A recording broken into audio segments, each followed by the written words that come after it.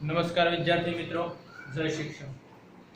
Last લેક્ચરની અંદર આપણે દળનું માપન અને સમયના માપન વિશે છે વાત કરતા હતા. દળનું માપન અને સમયનું માપન, એમાં દળના માપનની અંદર આપણે એવું વાત કરી કે ભાઈ દળનું જે માપન છે એનો એસઆઈ એકમ દળની અંદર કે કિલોગ્રામ છે, પણ એ સગવડ ભેરો નથી, એટલા માટે આપણે એક નવો એકમ વ્યાખ્યાયિત કર્યો, એને આપણે એએમયુ કહેતા હતા, એટોમિક માસ યુનિટ. અને એ કોને કહેતા હતા આપણને ખબર છે કે કાર્બન પરમાણુ જેનું સમસ્થાનિક C12 એના પરમાણુ દળના 12મા ભાગને આપણે છે એક એએમયુ કહેતા હતા. બરોબર છે. હવે દળના માપક્રમની અંદર આપણે વાત કરી કે જો કોઈ નાના પદાર્થો હોય, નાના પદાર્થ એટલે સૂક્ષ્મ અણુ પરમાણુની આપણે વાત કરીએ તો દળનું માપન છે માસ સ્પેક્ટ્રોગ્રાફની મદદથી કરી શકાય. જો સામાન્ય પદાર્થો હોય તો એનું માપન છે ભૌતિક તુલાની મદદથી કરી શકાય, અને ખૂબ મોટા પદાર્થો હોય તો એનું માપન ગુરુત્વાકર્ષણના સાર્વત્રિક નિયમની મદદથી કરી શકાય. આવું છે આપણે ભણતા. ત્યાર પછી સમયના માપનની અંદર વાત આવી તો સમયના માપનની અંદર કે ચોકસાઈ પૂર્વકનું જો માપન કરવું હોય તો સીજીએમ ઘડિયાળનો ઉપયોગ થાય, એને એટોમિક ક્લોક પણ કહેવામાં આવે. તો એના માટે સીજીએમ ઘડિયાળની અંદર શું બેઝ હોય તો કે સીજીએમ 133 પરમાણુ છે એ ઉત્તેજિત અવસ્થામાં જ્યારે વિકિરણનું ઉત્સર્જન કરે તો આ વિકિરણના જે દોલનો કેટલા 9 192 731 770 થતા હોય એને આપણે એક સેકન્ડ કહેતા હતા. એને આધારે છે સીજીએમ ઘડિયાળ સમયનું માપન કરતી હોય, અને આ સમયનું માપન કરી અને એ આપણને ચોકસાઈ પૂર્વકનો સમય આપે. તો આપણા દેશની અંદર પણ આવી એક સીજીએમ ઘડિયાળ છે રાખેલી છે. તો એ ક્યાં રાખેલી છે તો કે નવી દિલ્હી, બરાબર, કે ત્યાં રાષ્ટ્રીય ભૌતિક વિજ્ઞાન શાળા અથવા તો પ્રયોગશાળા આવેલી છે, ત્યાં આગળ છે આ ઘડિયાળ રાખેલી છે, અને એને આધારે સમયનું નિયમન થાય. અને આની અનિશ્ચિતતા પણ બહુ ઓછી હોય, +/- 1 × 10⁻13 ઘાત. એનો મતલબ એમ કે 10⁻13 ઘાત માંથી એકાદ ગણું છે એ ખોટું બતાવે, બાકી એનો મતલબ એમ કે ખોટું બતાવતી જ નથી એમ કહો તો પણ ચાલે, પણ આપણે અનિશ્ચિતતા છે એટલે આપણે એટલું યાદ રાખવાનું આટલું અનિશ્ચિતતા પ્રમાણ બતાવે. પછી તો કે આ વર્ષ દરમિયાન તમે જુઓ તો ખાલી માત્ર 3 માઇક્રોસેકન્ડ જેટલો ફેરફાર થઈ શકે. હવે 3 માઇક્રોસેકન્ડ આમ બેઝિક રીતે આપણે માપી નથી શકતા, માઇક્રોસેકન્ડ આપણે માપી શકતા નથી બેઝિક રીતે, બરાબર. સેકન્ડ સુધી આપણને ખબર પડે કે જ્યારે 1 સેકન્ડ થાય તો આ બહુ ઓછું હોય, પણ છતાં આપણને ખબર હોવી જોઈએ. તો આજના લેક્ચરની અંદર જે આપણે નવા ટોપિકની અંદર વાત કરવાની છે એ છે માપનની અંદર ચોકસાઈ અને સચોટતા. માપનની અંદર શું છે? ચોકસાઈ અને સચોટતા.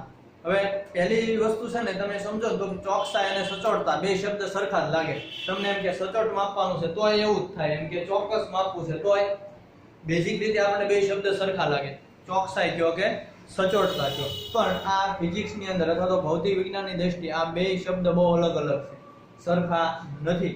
તો સરખા નથી તો આની અંદર કેવો ભેદ છે એ આપણે સમજવાનું છે. તો અત્યારે જે આપણે ટોપિકની વાત કરીએ છીએ એ માપનમાં ચોકસાઈ અને સચોટતા એની વાત કરવાની છે.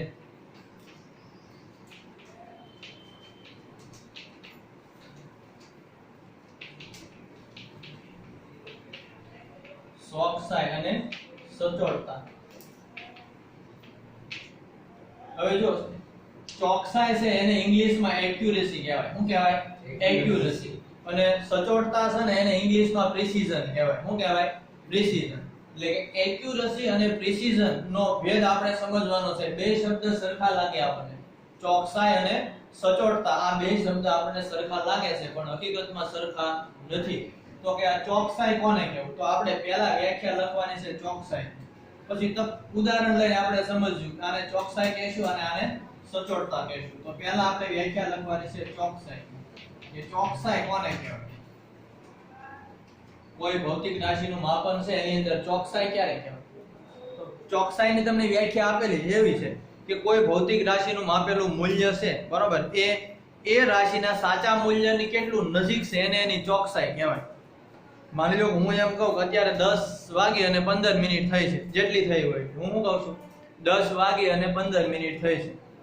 પછી બે તમે જુદા જુદા અવલોકનો લ્યો, એક છે 10 અને 13 મિનિટનું અવલોકન લે, એક છે 10 અને 10 મિનિટનું અવલોકન લે.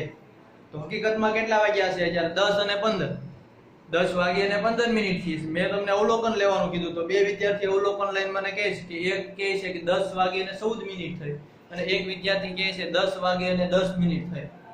તો એક એનો સાચો જવાબ નથી, કારણ કે હકીકતમાં કેટલા વાગ્યા છે? 10 વાગ્યે અને 15 મિનિટ. તો આ બે વિદ્યાર્થી છે એમાંથી જવાબની નજીક કોણ છે? 10 ની 14 ઘાત. તો એનું છે ને એ જવાબની અંદર ચોકસાઈ વધુ છે એમ કહેવાય. શું કહેવાય? ચોકસાઈ વધુ છે એમ કહેવાય. તો હવે આપણે એની વ્યાખ્યા સમજીશું કે કોઈ ભૌતિક રાશિનું તમે માપન કરો તો ઈ માપન છે એ સાચા મૂલ્યની કેટલી નજીક છે એને એની શું કહેવાય? ચોકસાઈ કહેવાય. શું કહેવાય? ચોકસાઈ. તો હું અહીંયા વ્યાખ્યા લખી નાખું. કોની? ચોકસાઈ. કે કોઈ પણ ભૌતિક રાશિનું માપેલું મૂલ્ય તે રાશિના સાચા મૂલ્યની કેટલું નજીક છે એને એની શું કહેવાય? ચોકસાઈ કહે છે. જેને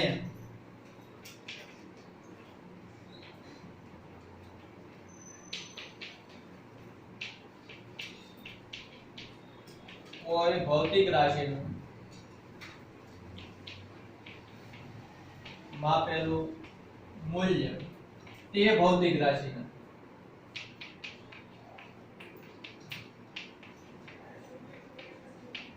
સાચા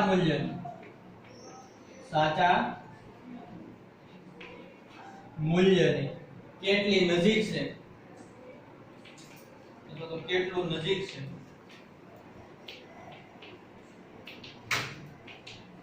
તેને તે રાશિની ચોકસાઈ કહે છે.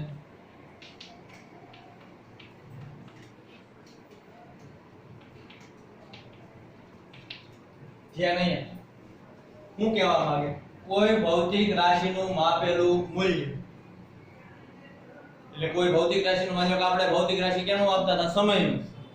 તેનું માપેલું મૂલ્ય તે ભૌતિક રાશિના સાચા મૂલ્યની કેટલું નજીક છે.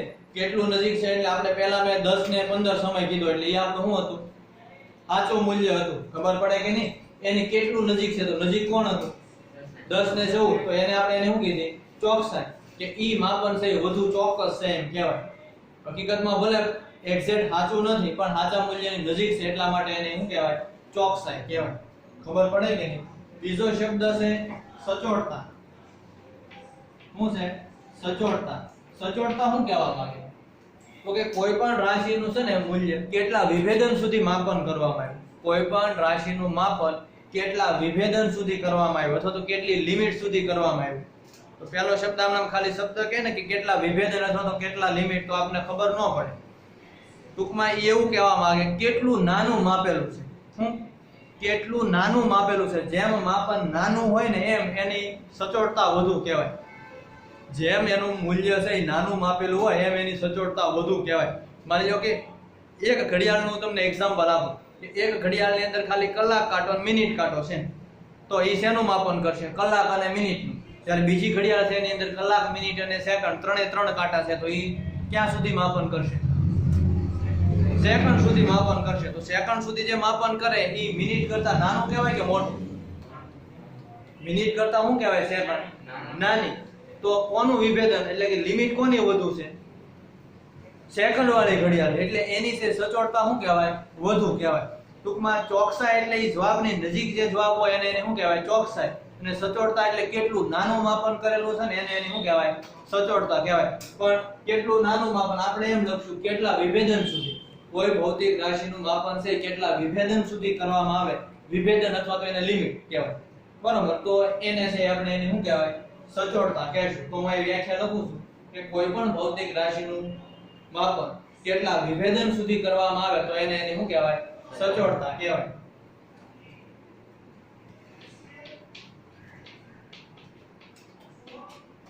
કોઈ રાશિનું માપન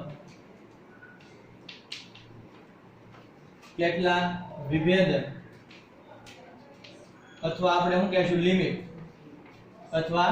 લિમિટ અથવા તો સીમા જે કેવું હોય.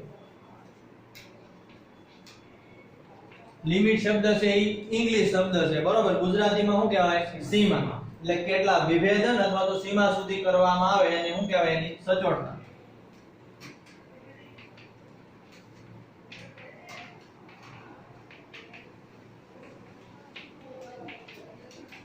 તેને તે રાશિની શું કહેવાય? સચોટતા કહે છે.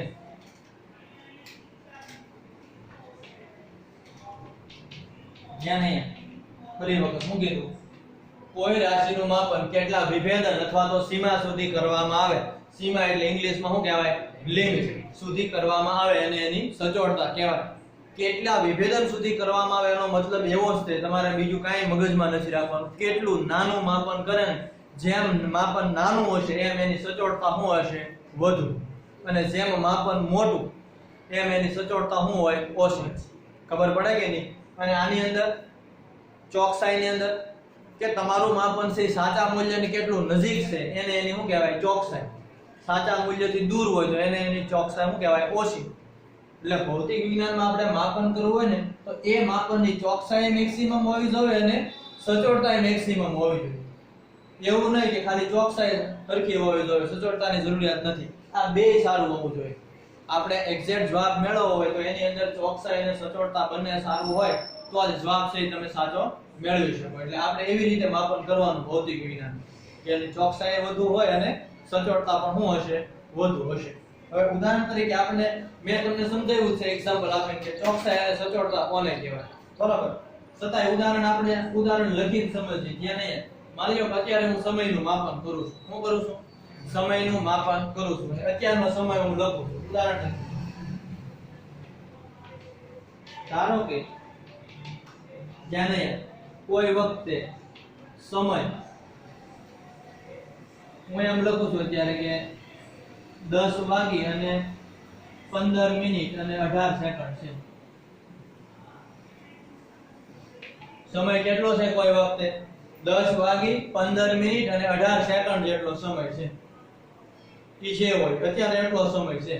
હવે તમને બે અવલોકન લેવાનું કહે છે. એક તમારી ઘડિયાળ છે, માની લો કે એક દાદાની ઘડિયાળ છે.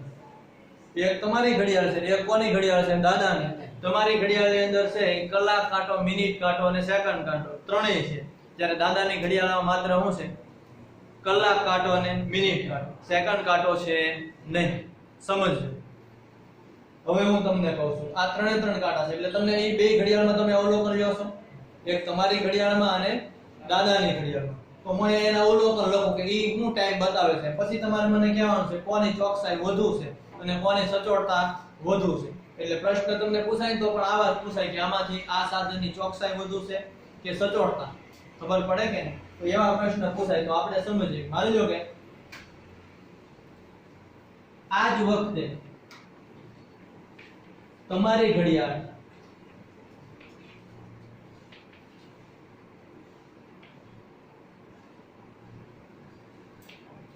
દસ વાગી 2 મિનિટ અને 4 સેકન્ડ બતાવે છે. કેટલી બતાવે છે?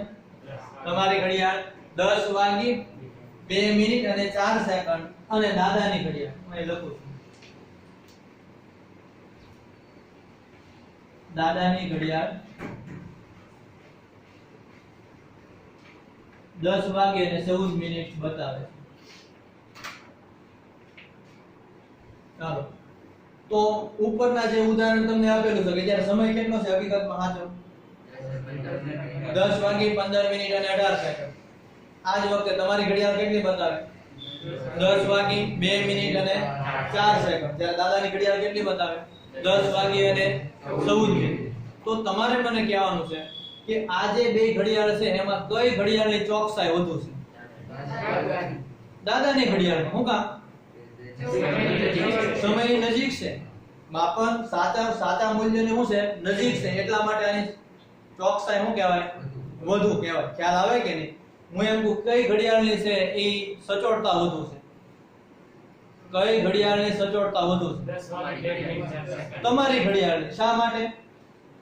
કેટલા વિભેદન સુધી? સેકન્ડ સુધી માપે ને. આયા તો ક્યાં સુધી માપે? મિનિટ સુધી. તો ખબર પડે કે નહીં? એકની એક જ વસ્તુ છે. એક ઘડિયાળની ચોકસાઈ વધુ છે ને એક ઘડિયાળની સચોટતા વધુ છે. એટલે હવે આપણને ખબર પડવી જોઈએ. પણ આપણે તો એવી ઘડિયાળ પસંદ કરવાની જેની ચોકસાઈ અને સચોટતા બંને વધુ હોવું જોઈએ. પણ સરખું હોય તો આપણે ધ્યાન રાખવાનું કે એમાં કોની ચોકસાઈ વધુ છે અને કોની સચોટતા વધુ છે. તો અહીંયા તમે જવાબ લખી શકો હું કે તમારી ઘડિયાળની સચોટતા વધુ છે જ્યારે દાદાની ઘડિયાળમાં ચોકસાઈ વધુ છે. તો તમે આ ક્વેશ્ચન ની અંદર છે આન્સર આપી શકો. હું આપી શકો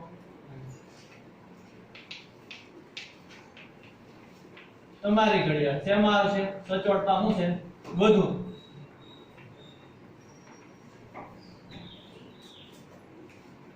ને દાદાની ઘડિયાળ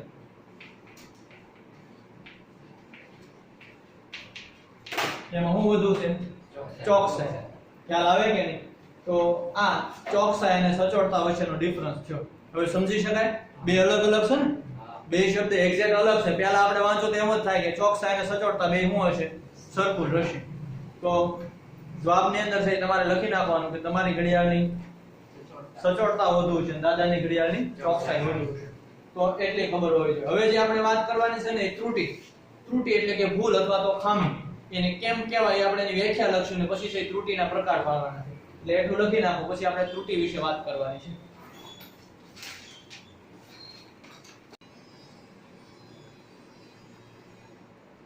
હવે જે આપણે ભણવાનું છે ત્રુટિ. ત્રુટિ એટલે કે ખામી, અને ઇંગ્લિશમાં કહેવાય એને એરર. કે ભૌતિક વિજ્ઞાનની અંદર છે આ ત્રુટિ શબ્દ શું છે? તો કે ભૌતિક વિજ્ઞાનની અંદર આપણે કોઈ પણ ભૌતિક રાશિનું માપન કરતા હોય ત્યારે જે માપેલું મૂલ્ય હોય અથવા તો માપેલું પરિણામ, આ પરિણામની અંદર છે કંઈક અચોકસાઈ રહેલી હોય. શું રહેલી હોય? અચોકસાઈ. આ અચોકસાઈને આપણે શું કહીશું? ત્રુટિ. એટલે હું અહીંયા ત્રુટિની વ્યાખ્યા લખું છું. યાદ અહીંયા કોઈ રાશિના માપેલા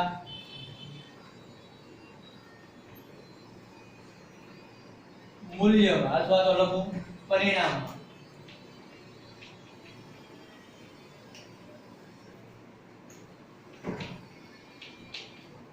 કેટલીક અચોકસાઈ રહેલી હોય. શું રહેલી હોય? અચોકસાઈ.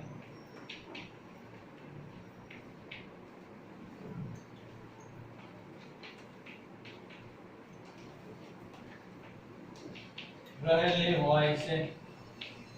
આ અચોકસાઈને આપણે શું કહીશું? આ અચોકસાઈને ત્રુટિ કહે છે.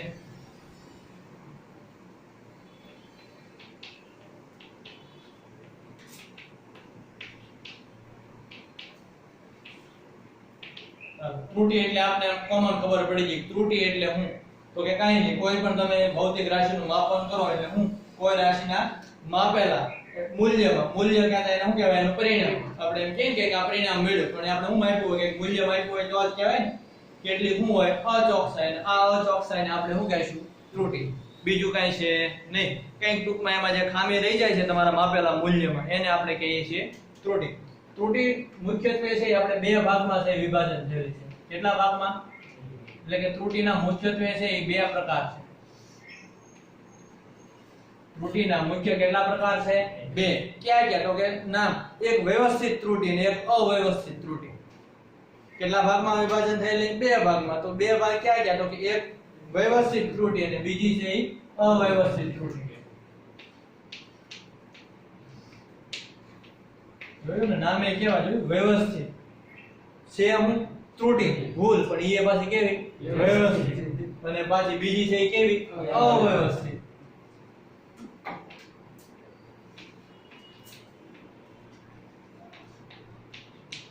વ્યવસ્થિત ત્રુટિ છે ને એને ઇંગ્લિશમાં સિસ્ટેમેટિક એરર કહેવાય. શું કહેવાય? Systematic error. અને અવ્યવસ્થિત ત્રુટિને રેન્ડમ એરર કહેવાય. શું કહેવાય? Random error. અવ્યવસ્થિત એને શું કહેશું? Random error. અને આને કહેવાય સિસ્ટેમેટિક એરર. લખી નાખો એમ.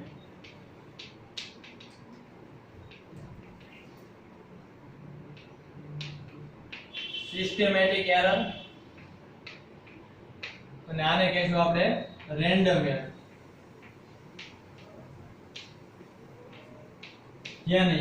હવે આ વ્યવસ્થિત ત્રુટિ અને અવ્યવસ્થિત ત્રુટિ એટલે શું? તો કે કોઈ રાશિનું તમે માપન કરતા હો, બરોબર, એની અંદર નિયમિત રીતે જોવા મળતી ત્રુટિ. કેવી? નિયમિત રીતે. તો એને શું કહેવાય? વ્યવસ્થિત ત્રુટિ. અને અનિયમિત રીતે જોવા મળતી ત્રુટિને શું કહેવાય? અવ્યવસ્થિત ત્રુટિ. હવે નિયમિત રીતે હું ને અનિયમિત રીતે હું એ આપણે ભણશું એટલે ખબર પડશે. ટૂંકમાં વ્યાખ્યા ખબર પડી. આવો આ ટોપિક છે ને બહુ ઓછો પૂછાતો હોય, બરોબર, કે ત્રુટિના આ જે ત્રુટિના પ્રકાર છે ને એ ઓછો પૂછાતો હોય. આના પછી આપણે ભણશું સાપેક્ષ ત્રુટિ, નિરપેક્ષ ત્રુટિ અને પ્રતિશત ત્રુટિ. એ પૂછાતો હોય, પણ એ કોનો ભાગ છે? વ્યવસ્થિત ત્રુટિનો જ ભાગ છે. પણ અત્યારે આપણે ટોપિક છે બુકમાં એટલે આપણે ધ્યાન રાખવાનું થોડું કે આવું પૂછાય. ત્રુટિના કેટલા ભાગ? મુખ્યત્વે કેટલા? બે. ક્યાં ક્યાં? વ્યવસ્થિત અને અવ્યવસ્થિત. વ્યવસ્થિત ત્રુટિ એટલે સિસ્ટેમેટિક અને અવ્યવસ્થિત એટલે રેન્ડમ. જો નિયમિત રીતે જો ત્રુટિ જોવા મળે ને તો એને શું કહેવાય? વ્યવસ્થિત ત્રુટિ. અને અનિયમિત રીતે જોવા મળે તો અવ્યવસ્થિત ત્રુટિ. બીજો મુદ્દો કે આ વ્યવસ્થિત ત્રુટિ છે ને ઈ એક જ દિશામાં હોય. એક જ દિશામાં હોય એટલે કાં ધન હોય ને કાં શું હોય? ઋણ. કઈ ત્રુટિ? જ્યારે અવ્યવસ્થિત ત્રુટિનું કાંઈ નક્કી ન હોય, ધન અને ઋણ સાથે હોય. શું હોય? ધન અને ઋણ સાથે. ધને હોય અને ઋણે હોય. જ્યારે આ જો ધન હોય તો ધન જ રહે અને ઋણ હોય તો શું રહે? ઋણ. એમાં કાંઈ ફેર પડે નહીં. એટલે એક જ દિશામાં હોય જ્યારે આ ધન કે ઋણ હોઈ શકે. એટલે અહીંયા લખું છું, એક મુદ્દો લખું છું હું કે વ્યવસ્થિત ત્રુટિ છે એ એક જ દિશામાં હોય એટલે કે ધન અથવા તો ઋણ હોય. એક જ દિશામાં ઉદ્ભવે જ્યાં અહીંયા. એટલે કે કાં ધન હોય અથવા ઋણ હોય. જ્યાં નહીં આ બંને દિશામાં ઉદ્ભવે. શું થાય? બંને દિશામાં ઉદ્ભવે જ્યાં નહીં.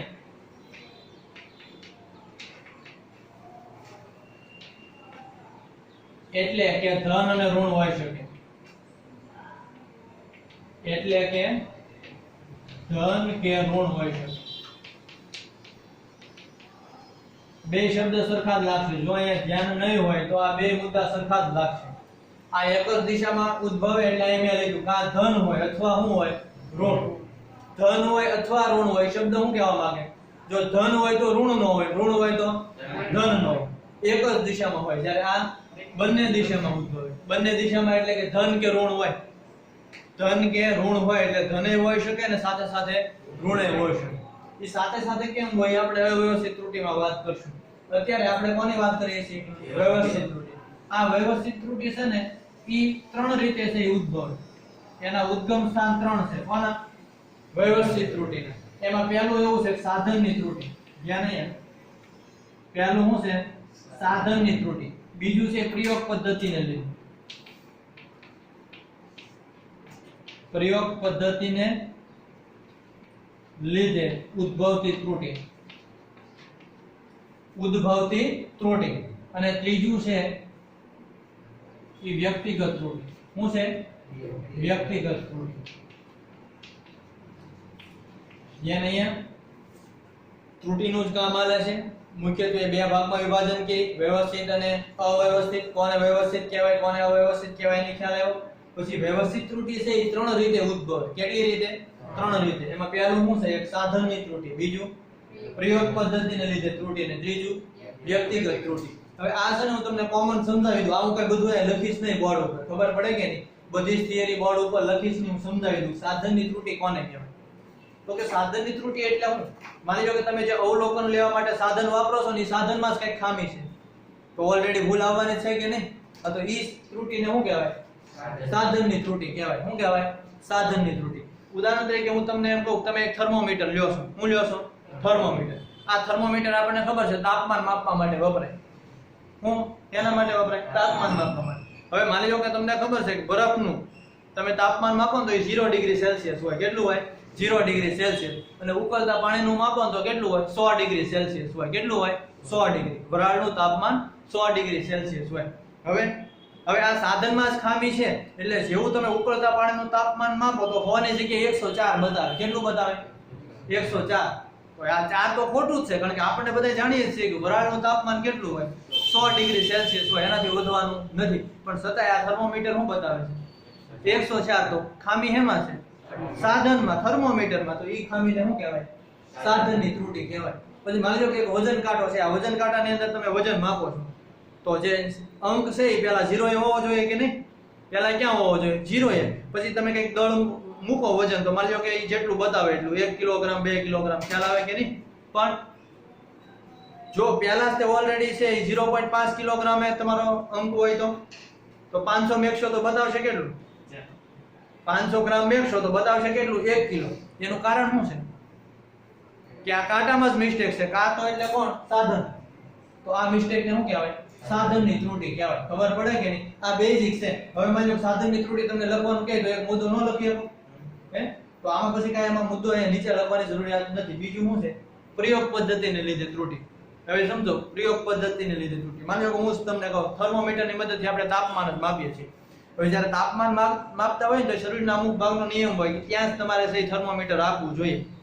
આપણી બગલનું તાપમાન છે આપણા શરીરના સરેરાશ તાપમાન કરતા ઓછું હોય, બગલનું તાપમાન. તો માની લો કે તમે થર્મોમીટર છે બગલમાં રાખો તો તાપમાન ઓલરેડી ઓછું દેખાડવાનું. માની લો કે આપણા શરીરનું તાપમાન છે 35 થી 37 ડિગ્રી સેલ્સિયસ હોય, પણ બગલનું તાપમાન 2-3 ડિગ્રી ઓછું હોય તો તમારું તાપમાન શું બતાવવાનું? ઓછું બતાવવાનું છે. તો જો થર્મોમીટરમાં ખામી નહોતી, પણ તમારે રાખવાનું હતું એની જગ્યાએ બીજી જગ્યાએ રાખો છો, એનો મતલબ શું છે? તમારી પદ્ધતિ શું છે? ખોટી. તમારી પદ્ધતિ શું છે? ખોટી. ખ્યાલ આવે કે નહીં? પછી માની લો કે તમે માપતા હો, શરીરને હરખો સંપર્ક જ ન કરાવો. માની લો કે હાથમાં થર્મોમીટર તમે અડાડો છો પણ શરીરને બરાબર હરખું અડતું જ નથી થર્મોમીટર, તો રાખો છો હાથે એટલે ત્યાં જ રાખવાનું હોય પણ સરખું સંપર્ક થતો નથી. તો એ પણ તમારી પદ્ધતિમાં જ ભૂલ છે. તમારે થર્મોમીટર કઈ રીતે રાખવું જોઈએ? શરીરને વ્યવસ્થિત રીતે સંપર્ક થાય એ રીતે. તો ઈ જે ખામીઓ આવે છે એની અંદર આવે પ્રયોગ પદ્ધતિને લીધે ઉદ્ભવતી ખામી. ખામી એટલે આપણે એને શું કહીએ? ત્રુટિ. વિજ્ઞાનની ભાષામાં આપણો શબ્દ શું છે? ત્રુટિ. તો પહેલા સાધનની લીધે ત્રુટિ ઉદ્ભવી, પછી કોને લીધે? પ્રયોગ પદ્ધતિને લીધે. ત્રીજું છે વ્યક્તિગત ત્રુટિ. વ્યક્તિગત ત્રુટિ એટલે શું? માની લો કે તમારું એક્ઝેક્ટ કામ છે કે તમે કોઈ સોય નું છે અવલોકન કરો છો. માની લો કે અહીંયા આગળ સોય આપેલી છે, જ્યાં નહીં આ એક સોય છે, આ સોય નું એક્ઝેક્ટ તમે અવલોકન કરો છો એટલે તમે બરાબર એની સામે નજર રાખવાની બદલે ડાબી બાજુ માથું રાખો છો. ક્યાં રાખો છો? જમણી બાજુ. તો હવે માની લો કે આ તમે ત્રાંસુ રાખતા હો તો દ્રષ્ટિ સ્થાન ભેદ થાય કે નહીં? આપણે જોયું હતું કે બે આંખેથી તમે જુદું જુદું અવલોકન લેતા હતા તો એનું સ્થાન શું થતું હતું? બદલી જતું હતું. એટલે દ્રષ્ટિ સ્થાન ભેદ થાય કે નહીં? તો તે તમે માપતા હો આનું જે હકીકતમાં સ્થાન અહીંયા હોય સોયનું, પણ તમને માની લો કે અહીંયા દેખાય અથવા તો સોયનું સ્થાન આ બાજુ દેખાય. ઈ તમે કઈ બાજુ નમો છો એના ઉપર આધાર રાખે, ડાબી જમણી બાજુ. ઈ કઈ બાજુ નમો છો ઈ કાંઈ આપણે માથાકૂટ કરવાની જરૂરિયાત નથી. આપણે ઈ જોવાનું છે કે ઈ કોણ વ્યક્તિની પોતાની ભૂલ છે. સાધનની ખામી નથી, પ્રયોગ પદ્ધતિની ખામી નથી. પદ્ધતિ તો બરોબર જ છે કે સોય તો તમને અહીંયા બતાવે જ છે, પણ તમે જુઓ છો ત્યારે કે આ ડાબી બાજુ વળી જાવ છો કે આ કઈ બાજુ? જમણી બાજુ. તો એ કોનો વાંક છે? આપણો પોતાનો ખુદનો કહેવાય કે નહીં? તો આ ત્રુટિને શું કહેવાય? વ્યક્તિગત ત્રુટિ કહેવાય. શું કહેવાય? વ્યક્તિગત ત્રુટિ. ખબર પડે કે નહીં? ફરી વખત આવી જાવ ત્રુટિ ઉપર. ત્રુટિના કેટલા ભાગમાં આવે છે? બે. કઈ વ્યવસ્થિત અને અવ્યવસ્થિત. આ માત્ર એક જ દિશામાં હોય, કા ધન હોય કા શું હોય? ઋણ. આ બંનેની દિશામાં. આ એક જ દિશામાં હોય, પણ આના જે ઉદ્ગમ સ્થાન છે એ કેટલા છે? 3. ક્યાં? સાધનની, પ્રયોગ પદ્ધતિને લીધે અને વ્યક્તિગત. હવે જો એક જ દિશામાં હોય, હવે તમને સમજાણો અહીંયા કે માની લો કે આપણું જે થર્મોમીટર હતું એની અંદર કઈ ખામી હતી એટલે વરાળનું તાપમાન કેટલું બતાવતું? 104. 104 એટલે 4 વધારે બતાવ્યું ને કે સન્નું બતાવ્યું? બે સાથે તો નહીં બતાવે ને. 104 ને સન્નું બે સાથે બતાવશે નહીં. તો આ શું કહેવાય? એક જ દિશામાં. એટલે ત્રુટિ એવી ધન મળી ને, હકીકતમાં હોય કેટલું? 100. આપણને મળ્યું કેટલું? 104. એટલે 4 ખોટું બતાવ્યું, પણ એ ધન કહેવાય ને આપણે. એટલે અત્યારે ત્રુટિ કેવી છે? ધન. માની લો કોઈ બીજું થર્મોમીટર લ્યો, ઈ 96 ડિગ્રી બતાવે. કેટલું બતાવે? 96. માની લો 99 ડિગ્રી બતાવે. હાલો ને 96 જગ્યાએ, તો 1 ડિગ્રીની ખામી આવી કે નહીં? બરાબર. તો ઈ ઓછું જ બતાવશે ને, ગમે હોય ગમે તે સમયે શું બતાવશે? ઓછું જ બતાવશે. પછી અહીંયા આપણે બીજું મેં કીધું તમારે 500 ગ્રામ હતું દળ, બરાબર. તો કાંટો ક્યાં હતો? ઉપર હતો. 0 ની ક્યાં હતો? ઉપર. તો દળ શું બતાવતું? વધુ. તો પછી પાછું બીજો તમે દળ મૂકો તો ત્યારે ઓછું બતાવે. બીજું દળ વધારાનું મૂકો તો ઓછું બતાવે. એ તો શું કરવાનું છે? વધુ જ બતાવવાનું છે. પણ જો ઓલરેડી અંકન છે 0 કરતા નીચું હોય તો અંકન છે ઓલરેડી માની લો કે અહીંયા છે આપણું 0 છે ને ઓલરેડી પહેલા જ કાંટો અહીંયા છે તો ઓછું જ બતાવશે. એટલે કાં વધુ બતાવે કાં શું બતાવે? ઓછું બતાવે. પણ એક જ વસ્તુ બતાવે. એમ ન કરે ઘડી વધુ બતાવે ક્યારે શું બતાવે? ઓછું. એટલા માટે આ ક્યાં હોય? એક જ દિશામાં હોય. પછી પ્રયોગ પદ્ધતિને લીધે માની લો કે આપણે બગલની અંદર થર્મોમીટર રાખ્યું એટલે તાપમાન શું બતાવશે? ઓછું જ બતાવે. ક્યારે વધુ બતાવવાનું નથી. તો એક જ બાજુ થયું કે નહીં? પછી વ્યક્તિગત ત્રુટિ. માની લો કે તમે જમણી બાજુ નમ્યા છો, ત્યારે શું બતાવે? જમણી બાજુ. એટલે તમારી લંબાઈમાં શું આવ્યો? વધારો. લંબાઈમાં શું આવ્યો? વધારો. એક સાથે વધારો અને ઘટાડો તો આવવાનો નથી. જમણી બાજુ તમે આગળ નમો તો ઘટાડો અને વધારો બે આવે એવું થાય ખરું? નહીં. કાં વધારો આવે કાં શું આવે? ઘટાડો. તો શું કહેવાય આને? એક જ દિશામાં. શું કહેવાય? એટલે ધન હોય અને કાં શું હોય? ઋણ. તો એટલી ખબર પડે. ત્રણના મેં તમને એક્ઝામ્પલ આપી દીધા. હવે એવું છે આ અવ્યવસ્થિત ત્રુટિ. શું આવ્યું? અવ્યવસ્થિત. તો કે અનિયમિત રીતે ઉદ્ભવતી કોઈ ભૌતિક રાશિનું તમે માપન કરતા હો ત્યારે કઈ રીતે? અનિયમિત રીતે ઉદ્ભવતી ત્રુટિ. અનિયમિત રીતે ઉદ્ભવતી એમાં શું અમારે સમજવું? એમ તો કે આનું તમે કોઈ ભૌતિક રાશિનું માપન કરો છો ત્યારે એવું થાય કે તાપમાનમાં અચાનક ફેરફાર થઈ જાય. શું થઈ જાય? તાપમાનમાં. પછી વોલ્ટેજ સપ્લાય, અમુક એવા તમે એક્સપેરિમેન્ટ કરતા હો, બરોબર, માની લો કે તમે અહીંયા ધ્વનિ અવાજનો કોઈ એક્સપેરિમેન્ટ કરતા હો ને અચાનક સે લાઈટ શરૂ થાય તો તમે એવું સાંભળ્યું છે કે રેડિયાની અંદર કદાચ રેડિયો તમે સાંભળતા હો અને અચાનક લાઈટ આવે તો રેડિયાની અંદર સે અવાજ આવવા મને તડતડ તડતડ એવો, બરોબર. આવું જે અવાજ આવવો હોય એના પાછળનું કારણ શું છે કે ત્યાંથી છે એ વિદ્યુત પ્રવાહ પસાર થયો એટલે કે સપ્લાય વોલ્ટેજ આવ્યો. શું આવ્યો? Supply voltage. ઓલરેડી ત્રુટિ હતી નહીં ત્યારે રેડિયો તમારો વ્યવસ્થિત જ હાલતો હતો, પણ આ સપ્લાય વોલ્ટેજ લાગુ પડ્યો એને કારણે એમાં ડિસ્ટર્બન્સ થયું. ખબર પડે કે નહીં? અને આ ડિસ્ટર્બન્સ છે ને એની ફ્રીક્વન્સીને આધારે થતું હોય છે. ને આધારે ફ્રીક્વન્સી. તો આ ફ્રીક્વન્સીમાં વધારોય થતો હોય ને ઘટાડોય થતો હોય. શું થતો હોય? વધારોય થતો હોય ને ઘટાડોય થતો હોય. એટલે હું એમ જ ન કહીએ કે ફ્રીક્વન્સી વધે જ છે અથવા તો શું થાય? ઘટે છે. વધારોય થાય ઘટાડોય થાય તો શું કહેવાય? બંને દિશામાં ઉદ્ભવે. જો વધારો થતો હોય તો ધન અને ઘટાડો થતો હોય તો ઋણ, પણ બંને સાથે હોઈ શકે. ઘડીક વધારો થાય, ઘડીક શું થાય? ઘટાડો થાય. તો ઈ કઈ ત્રુટિની અંદર આવે? અવ્યવસ્થિત ત્રુટિની અંદર આવે. શેની અંદર? અવ્યવસ્થિત. તાપમાનમાં હું એમ કહું ઝડપથી ફેરફાર થાય તો અત્યારે તમને ખબર છે કે આ વાદળછાયું વાતાવરણ છે એનું કઈ નક્કી હોય છે? ઘડીક છે વાદળા જતા રહે તો શું થઈ જાય? તડકો વધી જાય, પાછા વાદળ આવી જાય ઓટોમેટિક. એમાં કે આપણે ના પાડીએ તો તાપમાન વધ્યું હોય પાછું શું થઈ જાય? ઘટી જાય. તો શું થાય? ધને હોય ત્રુટિ અને ઋણે હોય. પછી યાંત્રિક તંત્રના દોલનો તમને એમ કીધા. યાંત્રિક તંત્રના દોલનો આવો તમારી બુકની અંદર શબ્દ લખ્યો. એટલે માની લો કે તમે કોઈ એક્સપેરિમેન્ટની ગોઠવણી કરતા હો અને કોઈ સ્ટેન્ડ છે એ લાકડાનું હોય કે રબરનું હોય, તમે આ ટેબલ ઉપર મૂક્યું એટલે એની અંદર ધ્રુજારી અથવા તો કંપન આવે કે નહીં? ધ્રુજારી અથવા તો કંપન આવે એનો મતલબ શું કે આ તંત્રના જે કણો છે એને શું કરતા હોય? દોલનો કરતા હોય. શું કરતા હોય? દોલનો. તો એને શું કહેવાય? યાંત્રિક તંત્રના દોલનો કહેવાય. શું કહેવાય? આ જે આપણું આખું તંત્ર છે એને શું કહેવાય? યાંત્રિક. કોઈ આ વસ્તુ જ છે ને, આ શું છે? કોઈ વસ્તુ જ છે તો એને શું કહેવાય? યાંત્રિક તંત્ર કહેવાય. એટલે આ ત્રણ રીતે છે તમે અવ્યવસ્થિત ત્રુટિ ઉત્પન્ન થઈ શકે. તાપમાનમાં અચાનક ફેરફાર થાય, વોલ્ટેજ સપ્લાય લાગુ પાડવામાં આવે અથવા તો યાંત્રિક તંત્રના દોલનો. આ ત્રણેયને લીધે કઈ ત્રુટિ ઉત્પન્ન થાય? અવ્યવસ્થિત ત્રુટિ ઉત્પન્ન થાય. ધને હોઈ શકે ને સાથે સાથે શું હોઈ શકે? ઋણ પણ હોઈ શકે. અને આ ત્રુટિની વ્યાખ્યાની અંદર આપણે શું કીધું? અનિયમિત રીતે ઉત્પન્ન થાય. કઈ રીતે? અનિયમિત રીતે. જ્યારે કોઈ રાશિનું માપન કરવામાં આવે ત્યારે અનિયમિત રીતે ઉદ્ભવતી ત્રુટિને શું કહેવાય? અવ્યવસ્થિત ત્રુટિ તરીકે ઓળખવામાં આવે. તો વ્યાખ્યા લખી નાખો અને કોને કોને ઉદ્ભવ થાય એ પણ લખી નાખો. હાલો ઝડપથી વ્યાખ્યા તમારે બોલવાની છે. હું વ્યાખ્યા લખશું. કોઈ રાશિના માપન વખતે અનિયમિત રીતે ઉદ્ભવતી ત્રુટિને શું કહેવાય? અવ્યવસ્થિત. હા,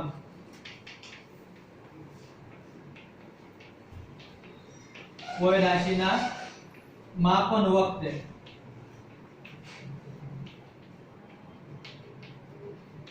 અનિયમિત રીતે ઉદ્ભવતી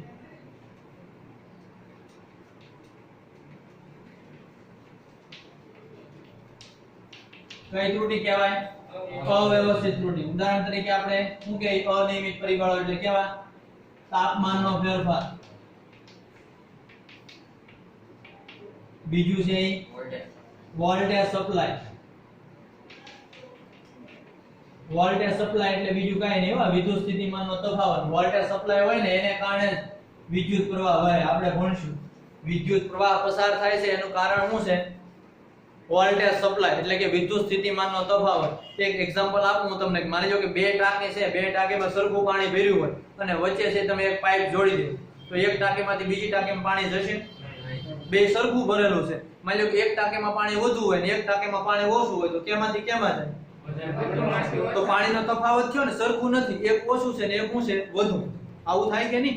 એમ વોલ્ટેજ આ વિદ્યુત પ્રવાહ ત્યારે જ વહે કે એક બાજુ વિદ્યુત સ્થિતિમાન વધુ હોય ને એક બાજુ શું હોય? ઓછું. એટલે વિદ્યુત સ્થિતિમાનનો શું ઉત્પન્ન થાય? તફાવત. એને શું કહેવાય? આપણે વોલ્ટેજ સપ્લાય કહેવાય. શું કહેવાય? Voltage supply. અને ત્રીજું છે ઈ યાંત્રિક તંત્રોના દોલન. હું લખું યાંત્રિક તંત્રના દોલન.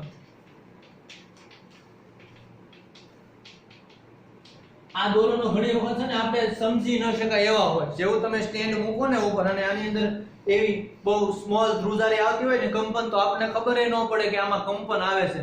પણ જ્યારે વેલ્યુ માપો ત્યારે વેલ્યુ જુદી મળે ને કંઈક ખોટી, ત્યારે આપણને ખબર પડે કે આ મિસ્ટેક કેના કારણે થઈ. આપણે તો સાધન બે બરોબર છે, પ્રયોગ પદ્ધતિ બરાબર છે અને માયકું હરીકું તોય ખોટું આવે એનું કારણ શું? તો કે એની અંદર શું થતા હોય છે? યાંત્રિક તંત્રના દોલનો આપણને ખબર નથી. ખ્યાલ આવે કે નહીં? તો આને લીધે પણ આ અવ્યવસ્થિત ત્રુટિ છે એ ઉત્પન્ન થતી હોય. બીજું એક એક્ઝામ્પલ આપું કે એકનું એક અવલોકન તમે વારંવાર માપો ને તો અવ્યવસ્થિત ત્રુટિ ઉત્પન્ન થાય. એક જ વખત માપો તો કઈ વ્યવસ્થિત ત્રુટિ, પણ એક કરતા વધુ વખત માપો ને તો પાછી અવ્યવસ્થિત ત્રુટિ થઈ જાય. શા માટે?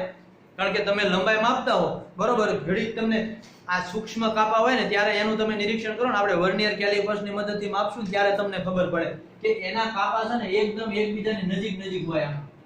આમ એક્ઝેક્ટ તમારે અલગ પાડવાને મિસ્ટેક થાય, તમને એમ થાય કે આ કાપા બરાબર જ પોઈન્ટ છે અથવા તો ઉપરના કાપા બરોબર થાય, એવું નક્કી ન કરી શકો. એમાં એવું થાય ઘડી કેમ થાય કે ઉપરના કાપામાં છે ઈ બરાબર તમારો અંકન આવે છે, ઘડી કેવું લાગે કે નીચેનો કાપો છે એની બરાબર અંકન આવે. તો ઉપરનો કાપામાં અંકન આવતું હોય તો શું થયું? કંઈક વધુ માપન બતાવશે. પછી તમને ઘડી કેવું લાગે કે નીચેના કાપા બરાબર આવે છે તો શું થાય? ઓછું બતાવે. તો ધન અને ઋણ બંને થયું કે નહીં? તો ધન અને ઋણ બંને થાય તો કઈ ત્રુટિ કહેવાય? અવ્યવસ્થિત ત્રુટિ. એટલે જ્યારે એકના એક રાશિનું તમે વારંવાર અવલોકન કરતા હો ને ત્યારે કઈ ત્રુટિ ઉત્પન્ન થાય? અવ્યવસ્થિત ત્રુટિ ઉત્પન્ન થાય. ખબર પડે કે નહીં? હાલો, તો એટલી વસ્તુ છે આની અંદર ધ્યાનમાં રાખવાની, એટલું કામ કરી નાખો. હવે આપણે એક અલગ ત્રુટિ ભણવાની છે, એને લઘુત્તમ માપ ત્રુટિ કહેવાય. એ હકીકતમાં આવે અવ્યવસ્થિત ત્રુટિમાં, પણ તમારે અલગ ટોપિક આપેલો છે એટલે આપણે લખશું પછી લઘુત્તમ માપ ત્રુટિ. પણ પહેલા એટલું લખી નાખો.